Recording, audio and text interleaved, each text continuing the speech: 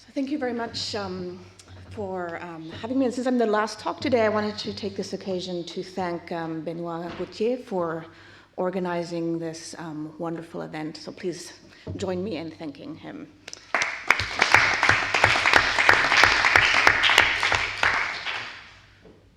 So I'm going to be talking about the origins of perceptual knowledge, and this talk is, actually before I start I should say that while I'm going to give my talk in English, you are very welcome to ask questions in French. J'ai passé des cours longtemps ici à Paris, Paris 1, and indeed j'ai pris des cours avec Claudine Tiercelin, donc I may understand your question. I will probably answer in English. So with that, I'm going to be speaking about the origins of perceptual knowledge, and this talk is from material that is part of a larger book project that I've been working on for quite some time, and that is, knock on wood, almost finished. And this is the very last part of the book. So it presupposes all sorts of things that I talked about earlier, but it also stands more or less on its own feet. Okay, so developing this view of perceptual knowledge, I'm drawing on a view of perceptual evidence that has a reasonably long tradition, and it is a view on which that I'll call the capacity view, according to which evidence and allied notions such as justification and knowledge are to be understood in terms of the mental capacities employed. So the historical roots of this idea go back to at least Aristotle. And so the idea is that the notion of a capacity is explanatory basic. It's because a given subject is employing a mental capacity with a certain nature that her mental states have epistemic force. And alternative approaches, as you're all aware, are dogmatism, according to which conscious mental states are explanatory basic, and the view posits a particular rule for justification, namely that if it perceptually seems that P, then one has prima facie justification for P. Knowledge first views that treat knowledge as explanatory basic and analyze justification in terms of the deficiency of knowledge. Our very own Clayton Littlejohn defends a version of this view. And then reliabilism that treats reliability as the reliability of the perceptual cognitive system as explanatory basic and analyzes evidence and justification as a product of this reliable system. And there was a talk earlier today that was committed to such a view. And so on the first cluster of views, conscious mental states are explanatory basic, and the second knowledge, on the third reliability. And by contrast to these views, the capacity view treats capacities as explanatory basic and analyzes evidence, knowledge, and justification in terms of the capacities employed. And of course, these options are neither exclusive nor exhaustive. There are other possible views. These are just some of the main views people defend today. These options are not exclusive, and then one might think that more than one of these four elements are explanatory basic. So various people have been defending sort of a knowledge first virtue epistemology, for example. Or one might think that what is explanatory basic is something else entirely. Okay, now among the capacity views, you can distinguish between reliabilist capacity views, according to which the epistemic force of mental states brought about by employing capacities stems from the reliability of the capacities employed. So my colleague Ernie Sosa defends this view, as well as John Greco, Bergman, and my wonderful student, Lisa. Well, she's no longer my student. She's now a professor, Lisa Meraki. And by contrast, I seem to be one of the lonely defender of the non-reliabilist capacity view, according to which the epistemic force of mental states brought about by employing capacities stems from something other than their reliability, and as I want to argue, it stems from the systematic linkage between capacities and what they function to do in the good case. Okay, and so the plan in this paper is to exploit a view of the epistemic force of perceptual experience that I've argued for in a series of papers for a view of perceptual knowledge. And the basic idea of this view I'll exploit is that perceptual experience is constitutively a matter of employing perceptual capacities that function to discriminate and single out particulars in our environment. So the idea is that regardless of whether one is in the good case, the case of perception, or the bad case, the case of hallucination or illusion, employing such perceptual capacities yields a mental state that provides us with a weak type of evidence that I call phenomenal evidence, and employing such capacities in the good case, that is the case of a successful perception, provides us moreover with a second strong type of evidence that I call factive evidence. And the notion of a capacity is understood as explanatory basic. It's because a given subject is employing a perceptual capacity with a certain nature that her mental states have epistemic force. And as I'll show, this is a view of perceptual evidence that is externalist, yet not disjunctivist. And I'll speak a lot about discrimination to the extent that these capacities, these perceptual capacities, function to discriminate and single out particulars. And since this is a room full of epistemologists, I feel the urge to specify that when I speak about discrimination, I don't mean what, lots of epistemologists mean when they mean discrimination, namely discriminating from relevant alternatives. Rather, I mean something very cognitively primitive, the kinds of things that cognitive scientists talk about or vision scientists talk about when they talk about discrimination, namely that, when I see this blue chair over there, I discriminate blue from beige, and noticing the differences between the blueness and the beigeness is what, among other things, allows me to be perceptually aware of this chair. Okay. So, so here's the plan. So first, I'll briefly lay out the view of the epistemic force of perceptual experience that I've argued for in detail elsewhere. And then I will exploit this view for a view of perceptual knowledge. Then in the third part, I will apply the view to 3 Gedier cases. And by that point, the time will probably be up, but if there is some time, I will show how you could move beyond, how you can extend this view beyond perception, and we'll contrast it from relative alternative strategies, so knowledge first view, virtue epistemology, and reliabilist views. Okay, so without further ado, so let's look at what happens when we are in the good case, and so are perception related to what we purport to single out in our environment. So when we perceive, we employ our perceptual capacities by means of which we discriminate particulars in our environment. Say we see, a black bag on a beige desk. We employ our capacity to discriminate the black color of the bag from the surround beige color of the desk, and in doing so, we're able to single out the black bag from its surround. Now, I'll be talking a lot about singling out particulars. And what I mean with particulars are objects, such as bags, but also property instances, such as the instance of the black that this bag instantiates. You can think of those as tropes if you like, but you can just think of them as property instances without committing yourself to tropes. And also events, such as the bag lying on the desk, or perhaps the bag falling off the desk. And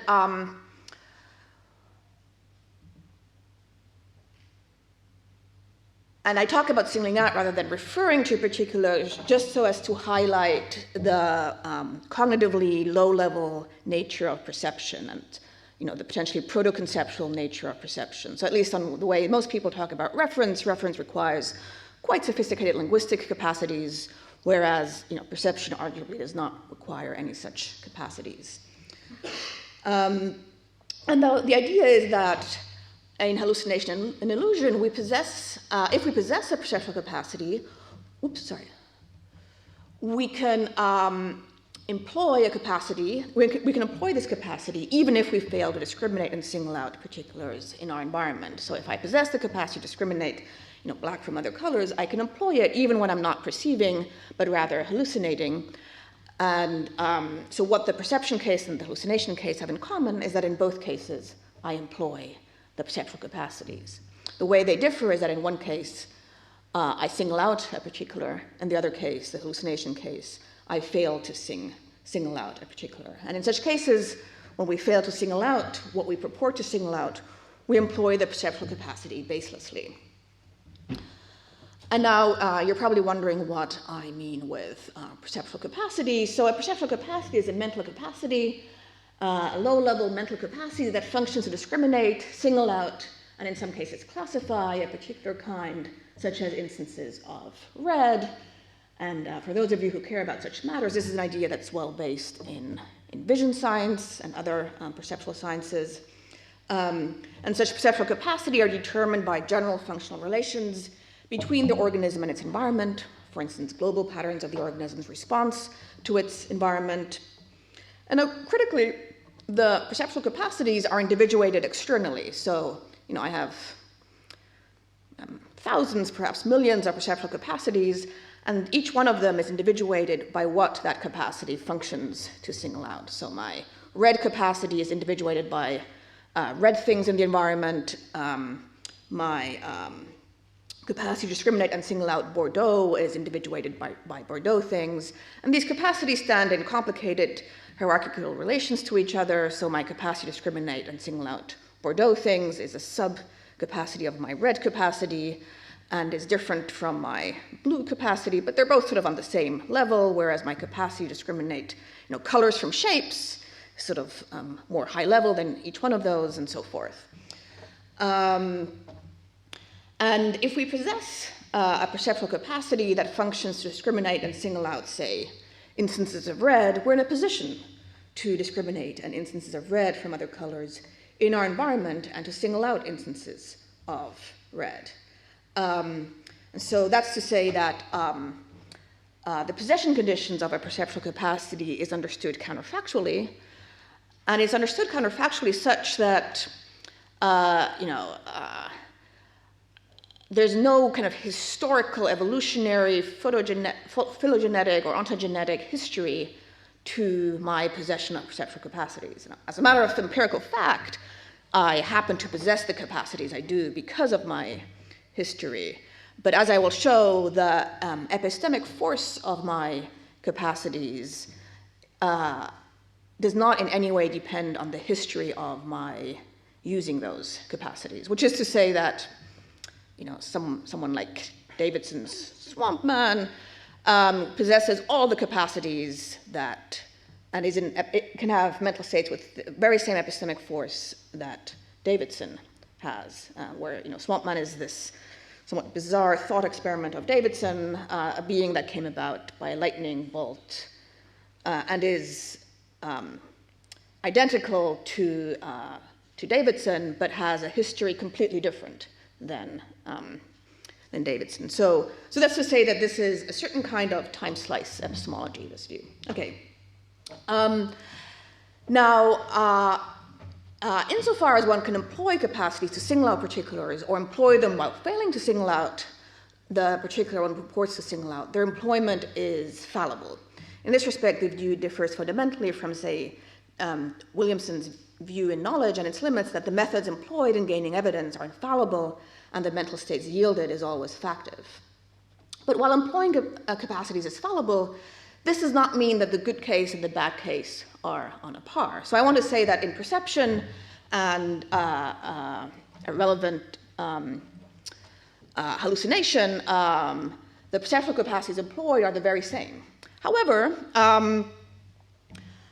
as I will argue shortly in more detail, any employment of a capacity in the bad case is derivative from its employment in the good case. The employment of a capacity in the bad case fails to fulfill the function of the capacity and therefore fails to yield fact evidence and knowledge, and thus we have mere phenomenal evidence. By contrast, the employment of the same capacity in the good case is constitutively a success in that it yields factive evidence and so allows the subject to gain knowledge.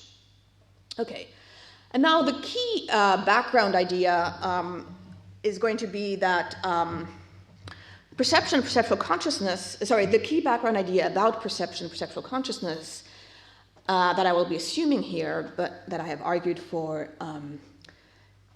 elsewhere in a paper that recently came out in News, is that what it is to be perceptually conscious is to engage in a certain mental activity, namely the mental activity of employing perceptual capacities. So the idea is that what it is to be in a phenomenal state as of something read is to employ the perceptual capacity that functions to discriminate and single out read things.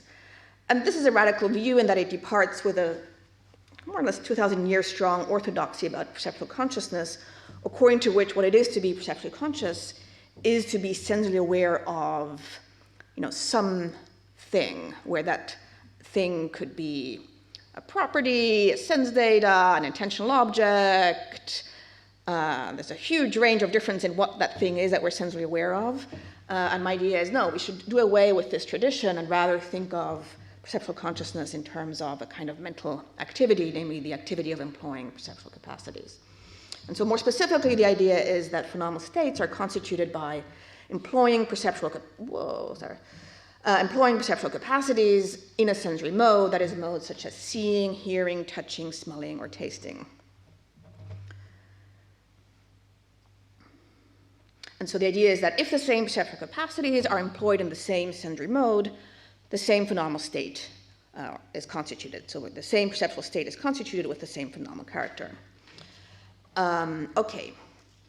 So insofar as perceptual capacities are individuated by the mind-independent particulars that they function to discriminate and single out, and insofar as perceptual consciousness is constituted by employing perceptual capacities, this is an externalist account of perceptual consciousness. But it's modestly externalist insofar as the perceptual capacities can be employed derivatively in illusion and hallucination, while the relevant subject fails to single out what the capacities she employs function to single out.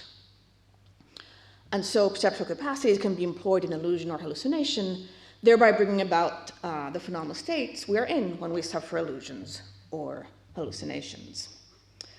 Okay, so that's sort of the background view of perception. And now this account of the fundamental structure of perceptual experience yields a natural explanation of why perceptual experience has epistemic force. And the key idea is that the epistemic force of perceptual experience is grounded in properties of perceptual capacities, the employment of which constitute perceptual states. So, and in a nutshell, the idea is the following. Perceptual states are constituted by employing perceptual capacities. Perceptual capacities function to discriminate and single out mind-independent particulars in the environment. Perceptual states are systematically linked to what they're of in the good case.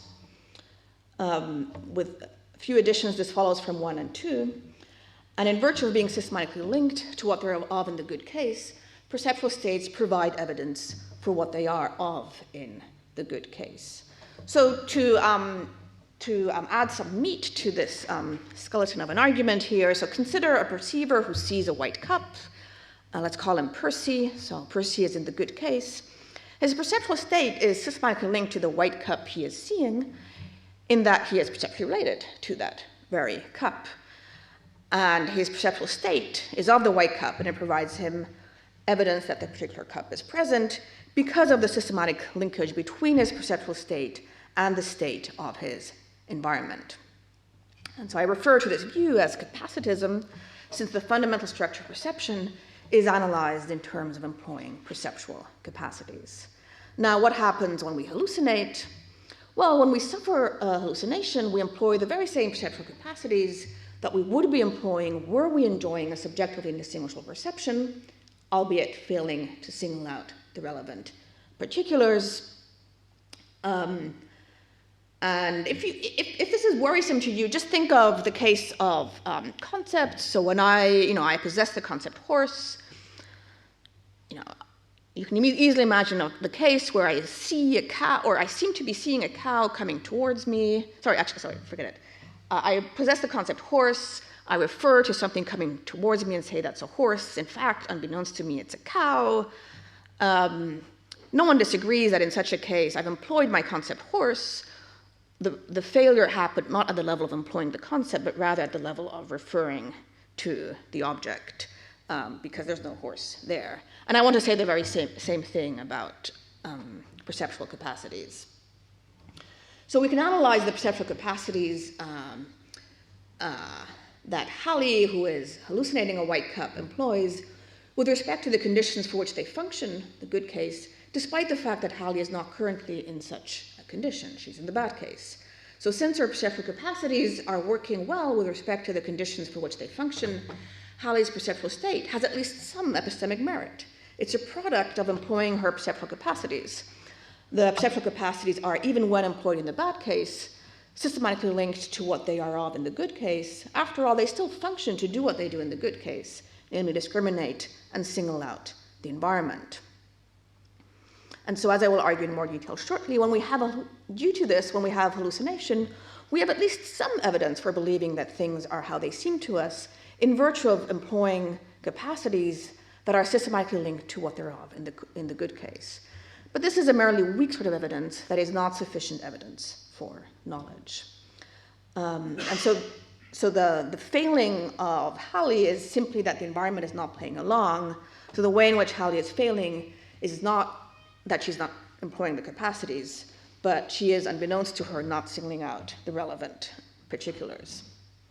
Okay, so now sort of a natural objection you could have at this point is what I call an asymmetry objection. You can say, look, given that perceptual capacities can be employed while failing to single out the particulars they function to single out, you might ask why their function is to successfully single out particulars as opposed to having the function of failing to single out particulars. So what explains the asymmetry? And in response, you can say, look, any plausible account of natural function will support the idea that the heart, say, has the function to pump blood rather than fail to function to pump blood. And that's the case even though, hearts may fail to pump blood, and even if they, in fact, often do fail to pump blood. So likewise, perceptual capacities have the function to single out particulars in the environment rather than fail to do so. And this is the case even if, someone is, for whatever reason, hallucinating a lot. And so that's the case even though someone may fail to single out a particular, and even if the person frequently fails to single out a particular. So, an evolutionary account of function would posit that perceptual capacities evolved for the purposes of singling out particulars rather than for the purpose of failing to single out particulars. They were selected to single out particulars. But there's no need to explain the asymmetry in evolutionary terms, or indeed any other terms that ultimately, have their base in a reliabilist account. The idea of a natural function is not tied into the idea of these functions being reliable, or the conditions explanatory of a system having that capacity being reliable. Okay, rather, we can say that the perceptual capacities employed in the bad case are yield states with epistemic force in virtue. Is this one of these water bottles for me? Yeah.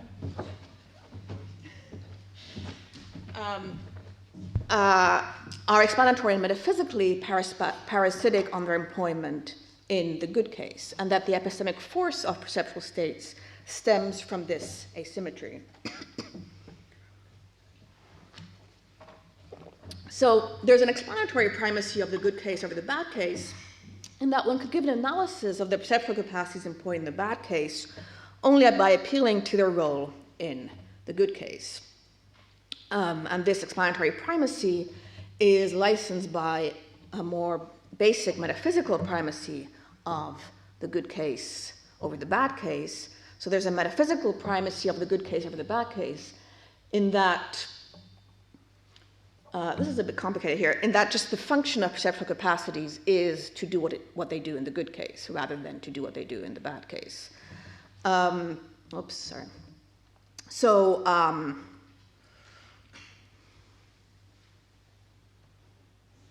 yeah, I'm going to just leave it at that. Okay, so what we have so far is, on multiple levels, sort of two-level account. So this account of the fundamental structure of perceptual experience and its epistemic force suggests a distinction between two ways of individuating perceptual states, two ways of individuating perceptual content, and two kinds of perceptual evidence. So the distinction between capacities employed and what, if anything, they single out brings into focus two ways to individuate perceptual states. On one way of individuation, the relevant features that characterize Percy, the perceiver, and Halley, the hallucinator, is that they both employ the same perceptual capacities. On another way of individuation, the relevant features that characterize their mental states are different. Percy employs her capacity, thereby successfully singling out environmental particulars. Halley employs the same capacities, but fails to single out what she purports to single out. And so that's to say that, there's a metaphysically substantial common element that characterizes both Percy and Halley's mental states, namely the perceptual capacities employed. And these perceptual capacities are in both cases to link what they're of in the good case, in that they function to single out particulars. Okay, and correlating to these two ways of individuating perceptual states, we can discriminate between two ways of individuating perceptual content. So, assuming standardly, though not uncontroversially, that perceptual states have representational contents, this is an idea that I've argued for in a series of papers, we can say that employing such perceptual capacities yields a content type, where that content type is constituted by the perceptual capacities employed, irrespective of whether they're employed while fulfilling their function or not. So the idea being that if the same perceptual capacities are employed at T1 and at T2, the experience brought about at T1 and at T2 have the same content type. And in this respect, Percy and Halley's mental states are characterized by the same content type. The token content of their mental states, however, differs in that in the one case, the employing perceptual capacities so in Percy's case, in the case of perception, the token content is a singular content that is constituted by successfully employing perceptual capacities in an environment, thereby singling out particulars that the perceiver purports to single out, and the capacities function to single out. And whereas in the bad case, in the hallucination case, the token content is defective insofar as the capacities are employed baselessly. So Halley, our hallucinator, fails to single out what she purports to single out.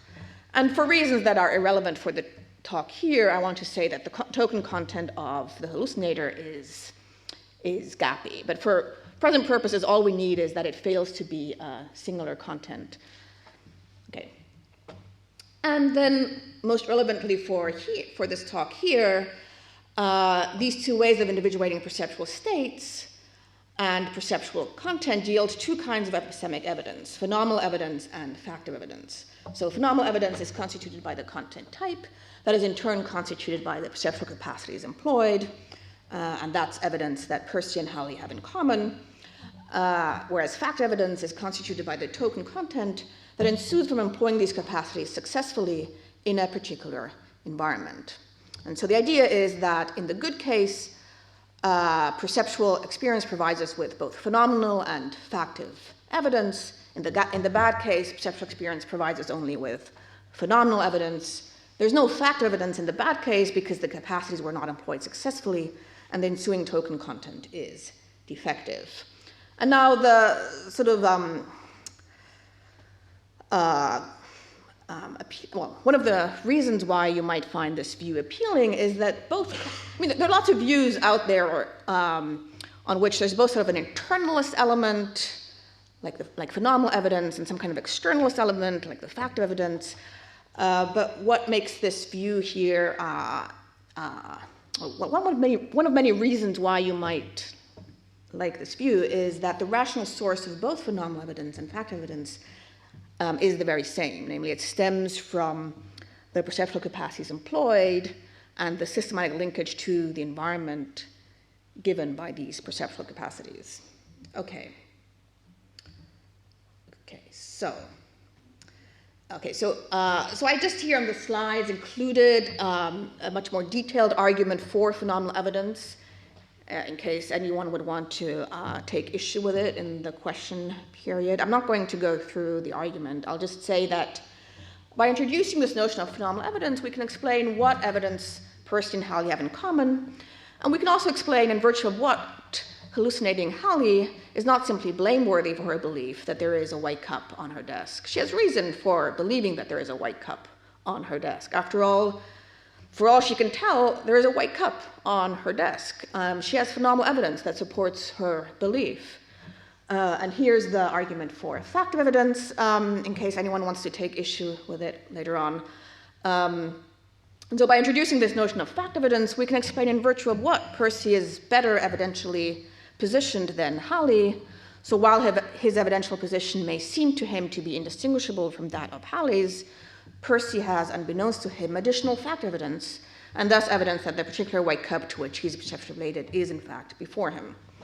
And thus Percy, in contrast to Halley, has evidence that supports a singular thought about his environment.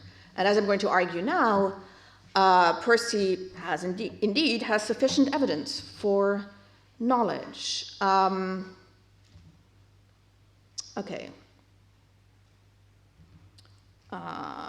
So in showing that both kinds of evidence have their rational source in employing perceptual capacities, this view, which I call capacitism, provides a unified account of perceptual evidence, one which is distinctively capacity-based, non-normative, non-reliabilist, and non-disjunctivist. Okay, so moving on to evidence and knowledge. I just want to check whether I skipped something here. And so it's an externalist view, but it's one that makes room for a phenomenal conception of evidence. And it's also one that explains in virtue of what it is that from the first person perspective, one may not be able to tell whether one is hallucinating or perceiving. Okay, so now exploiting all this for, so moving on to part 2 and exploiting this for a view of perceptual knowledge. So given this distinction between phenomenal evidence and fact of evidence, and given the orthodox assumption that sufficient evidence is required for knowledge, I will now argue that fact of evidence, but not phenomenal evidence, is sufficient evidence for knowledge. Okay, so as already said, capacitism explains in virtue of what one is in a better epistemic position than when one perceives, than when one hallucinates. So consider again Percy and Halley, and now consider the case where they both form the belief, that cup is white. Insofar as Percy's belief is supported by more and better evidence than Halley's, namely phenomenal evidence and fact of evidence, Percy's belief is better justified than Halley's. So one's evidence in the good case justifies any supported belief to a higher degree than one's evidence in the bad case. And phenomenal evidence is, of course, not sufficient evidence for knowledge, since having mere phenomenal evidence is compatible with suffering hallucination. So the idea is that the token content of perception that determines fact evidence is determined by and is covariant with the perceiver's environment and is so guaranteed to be true. And in that respect, we can say, that fact evidence is infallible. So if one thinks of sufficient evidence for knowledge in terms of safety guarantees or in terms of low fallibility, then one should agree that fact of perceptual evidence is sufficient evidence for perceptual knowledge. And if this is right, then we gain perceptual knowledge by successfully employing perceptual capacities. So more precisely, we can say that S has perceptual knowledge that P, if and only if P is true, S employed a capacity to single out what she purports to single out, and S's mental state has the content it has in virtue of S having successfully employed her capacity to single out what she purports to single out. And sort of as a side note, this view gives an explanation of what it means for knowledge to be a mental state. So it gives substance to this sort of metaphor that knowledge is a mental state. So insofar as capacities are mental tools of a certain kind by means of which we relate to our environment, the states yielded by employing such capacities are naturally mental states. And moreover, insofar as successfully employing capacities yields perceptual knowledge, capacitism entails that knowledge is a mental state. So it substantiates the metaphor that knowledge is a mental state in virtue of mental states being constituted by employing mental capacities. Now, orthodoxy obviously has it that one cannot know that P without believing that P. But this view, which you may or may not think is a good-making feature, does not have any belief condition on knowledge. I mean, it's compatible that you also believe, but there's no such requirement. And at least for a view about perceptual knowledge, this is highly attractive for two reasons. One is that I can see that P without forming any beliefs about P. And this better be the case. After all, if we would form beliefs based on everything we see, we would suffer a sort of extreme cognitive overload. And the second is that I can know that P simply in virtue of seeing that P. Any perceptual belief will, of course, be grounded in a perceptual experience, but being grounded in a perceptual experience is not the same as the perceptual state constituting a perceptual belief. And for these reasons, I'm going to be talking about justified mental states and what follows rather than justified beliefs. And these justified mental states may be beliefs, but they need not be. And the reason I haven't specified here is that animals, at least the way we talk, which you may or may not give a lot of weight to, we very naturally talk of animals as knowing this or that, much less so than that they believe this or that. And so there are reasons to think of knowledge as a much more basic, primitive mental state that doesn't itself rely on beliefs. And this is a view of perceptual knowledge that kind of easily accommodates that. And of course, accepting this is compatible with saying that there are more high-level kinds of knowledge that do require beliefs. But this is a way of talking about perceptual knowledge where you can give an analysis, you can sort of substantiate what the perceptual knowledge amounts to without even mentioning beliefs. Okay, now justified mental states that fall short of knowledge can obviously be true or false, or accurate or inaccurate. And such mental states share certain features with knowledge states. They are states on which perceptual capacities are employed and states that have at least some justification. And perception yields such knowledge states, whereas hallucinations and illusions yield justified mental states that fall short of knowledge. But so the relevant difference between justified mental states that fall short of knowledge and knowledge states is that the latter, but not the former, are ones in which capacities are employed such that they do what they function to do. But beyond the capacities being employed such they do what they function to do, there is nothing additional in play in the case of knowledge that is not in play in the case of a mere justified mental state. Okay, and now to give more substance to this idea, I am going to apply it to perceptual, to Gettier cases. And given, I don't actually know when I started, but given the advanced time, I'm pretty sure I'm not going to get to the next sections. Okay. So the standard analysis of Gettier cases is that a subject has a true belief and sufficient evidence for knowledge, but still lacks knowledge. And so far what I've done is I've introduced a distinction between fact evidence, present only in the good case, and mere phenomenal evidence, present as a common element in both the good case and the bad case. And what I've further done is that I've sketched a conception of knowledge on which fact evidence constitutes sufficient evidence for knowledge, while phenomenal evidence does not. And so to exploit this for analyzing Gettier cases, so the standard analysis of Gettier cases is too simplistic. And what I'm going to argue is that the subject in at least certain kinds of Gettier cases, namely perceptual Gettier cases, lacks sufficient evidence for knowledge. She has phenomenal evidence, but fails to have fact evidence. And since she does not have fact evidence, she fails to have sufficient evidence for knowledge. And this is going to allow me to explain why the subject in the perceptual Gettier case lacks knowledge without appealing to anything beyond sufficient evidence requirement. So I offer a way of handling perceptual Gettier cases without appeal to any factor beyond that of evidence. Okay, so here's a case that is a very slight adjustment of cases you're all very familiar with, and it's actually one sort of out there in the literature. So, take the case where James is relaxing on a bench in a park and sees what he takes to be a dog in a nearby field. On the basis of a perception, he believes there's a dog in the field. And as it happens, this apparent dog is actually a robot dog, but one that looks just like a real dog. And James does not know that robot dogs exist. So if that was a full description of the case, James' belief there was a dog in the field would be false. However, a few feet away from the robot dog, there happens to be a real dog in the same field, concealed from James' view. So James' belief there is a dog in the field happens, unbeknownst to James, to be true. Okay, so what should we make of this case? So as you all know, the standard approach is to say that James' belief there's a dog in the field is both true and supported by sufficient evidence for knowledge.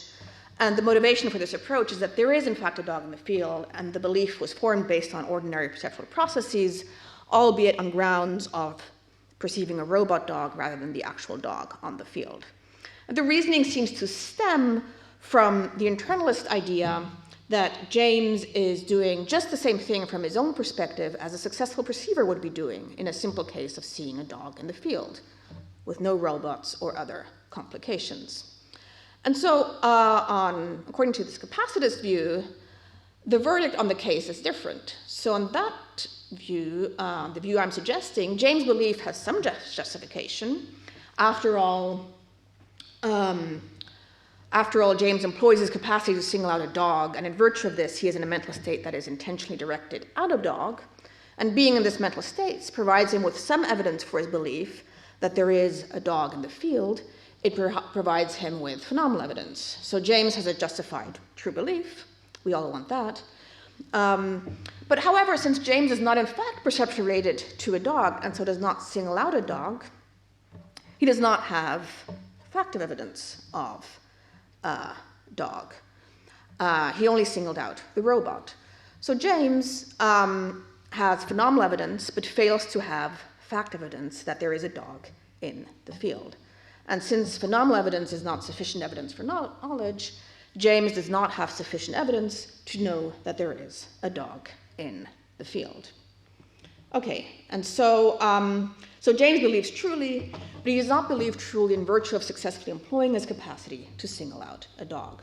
So more generally, the Gettier subject believes truly, but she does not believe truly in virtue of her mental state, having been arrived at by employing capacities that function to do what they're supposed to do, or what they function to do. So I'm arguing that perceptual knowledge is best understood in terms of employing perceptual capacity that function to discriminate and single out particulars in the environment, such that when these capacities are employed successfully, the subject enjoys a mental state that is both true and justified. And the key is that knowledge differs from mere justified true mental states, in that the capacities employed in knowledge in fact succeed in serving their natural function, whereas in mere justified true mental states, the capacities are employed without succeeding in serving their natural function.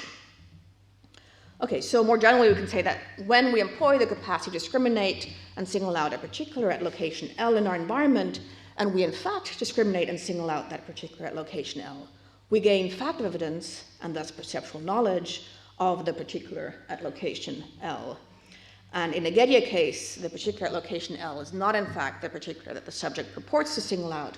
So in this case, the subject employs capacities that fail to discriminate and single out the particular at location L.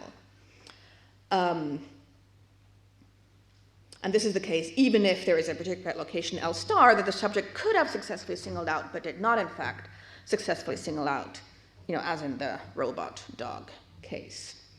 And so, in short, the perceptual Gettier cases are just like hallucinations in that capacities are employed without fulfilling their function. The only difference to the normal case of hallucination is that there is an external mind-independent ground for employing the capacity elsewhere in the environment. You're looking at me in a way that suggests that my time is up. Am I reading your perceptual expression correctly? Okay. So I'm just going to very briefly say, like several others, I want to say that bar and facade county cases should not really be treated as Gettier cases. In that case, you just have perceptual knowledge when you see the barn and facade county. And I can explain more how that goes if anyone wants to know. And then there are sort of more sort of complex cases, such as the broken clock case. And I'm just going to skip through all this. I'm just going to skip through all of this. I'm going to conclude. Okay. So what I've done is I've offered a distinctive externalist view of perceptual evidence that does not invoke reliability, remains steadfastly naturalistic, and recognizes a metaphysically substantial and epistemically relevant common element between perception and hallucination. So the idea is that to ground the epistemic force of experience in the metaphysical properties of experience, and it is because a given subject is employing perceptual capacities with a certain nature that her mental states have epistemic force.